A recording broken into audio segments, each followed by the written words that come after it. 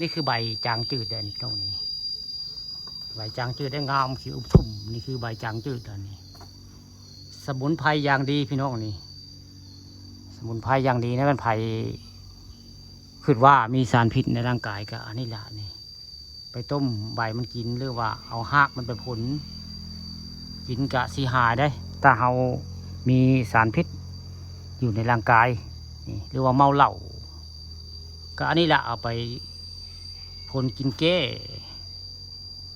สารพิษอันที่หรือว่าเมาเหล้ากันนี่เบิ่งมันจืดที่จางในพี่น้องนี่ว่าตอนเช้าตอนสายมื้อนี้ผู้ค้าปาทองคำผสมมาเว้าเรื่องสรรพคุณของ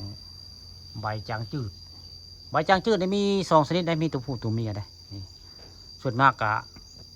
พระเจ้าไปงานทาสก็ซื้อมาแต่งานท่าพนมบ่ได้จางจืดนี่สิหลายได้พระเจ้าไปขายแถวๆงานท่าพนมได้มันสิแห้งฮะนั่นเป็นหากเป็นอย่างมาขายส่วนมากไปงานท่าพนมได้มีคนมาขายหางไม้จางจืดแถวงานท่าพนมแต่ละปีผู้ค้าเคยไปเนาะจะรู้ว่าพระเจ้ามีจางจืดมาขายในงานท่าพนมได้แต่ละปีมื้อนี้ได้มาว่าสรรพคุณอย่างดีของผู้ใดเป็นคิดว่ามีสารพิษร่างกายก็นี่ละนี่จางจืดนี่ละเอาไปต้มใบมันกินหรือว่าผลหากมันกินแล้วก็เงินไทยเป็นเมนูกรรมนุคำกินพิษแบบนี้กินพิษก็อันนี้แล้วนี่คืออันนี้เดี๋ยวนี้ต้มกินหรือว่าผลหากมันกินแล้วก็มันไทยไข่ห้อนในบ่สบายกินบะลำไยพิษแบบนี้แล้วก็จะมีหนาวสั่นทันทีได้มันพิษบะลำไยเนื่องจากมันห้อนในพี่น้องกะอันนี้เลยเบออันจางจืดนี่แหละนี่แหละคือจางจืดหรือว่าใบจางจืดแหละพี่น้องนี่ใบมันคล้ายๆกับใบยะนางครับผมไม่ได้นี่ผมเป็นใบยะนางได้จางจืดได้นี่ก็คือได้นี่คือเป็นเครือจางจืดแม้ไม่แต่เครือจางจืดอันนี้สรรพคุณจางจืดนี่คือแก้สารพิษในร่างกายเขาเลยนี่วันนี้ผู้ข่าวปันคำผสมมาว่ามาจาเรื่องสรรพคุณของจางจืด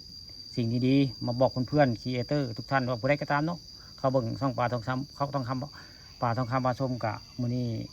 เอาไว้ไงความรู้บ้านๆเนาะสมุนไพรบ้านนอกบ้านนาเขามาว่ามาจามาบอกกล่าวเนาะนี่เป็นไทยเป็นมีคิดว่ามีสารพิษในร่างกายเขาเลยพี่น้องนี่เอาไปต้มกินได้มันที่จืดที่จางได้หรือว่าโพนลังไม้หรือโพนหากมันนี่นี่หากไปนี่เอาหากไม่ไปโพนกินคือว่าไม่มีสารพิษร่างกายเฮานี่มันที่จืดที่จางได้พี่น้องนี่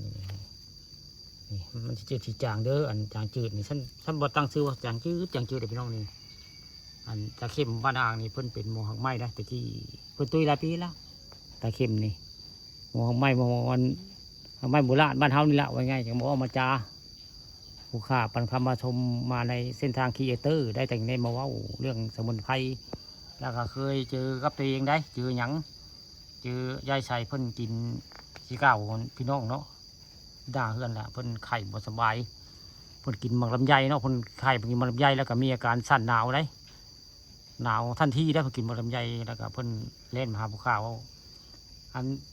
มีทองคำมีจางจืดบ่ว่าฉันก็เลยมีว่าฉันได้ไปผลเพิ่นแกะกินได้คนทางไม้นี่จางจืดได้ละนี่ให้เพิ่นกินใจใสคนบ้านอ่างนี่แต่เพิ่นอยู่บ้านโคกซาดตรงข้ามกับบ้านป่าทองคำประชุมนี่อันประวัติได้แล้วก็คนจางจืดให้กินบ่เฮิงนี่บ่พอข้าวก็สิลดการอาการหนาวสั่นในห่มผ้าบ่เฮิงก็หายได้เพราะว่าผู้ข้าเคยเจอ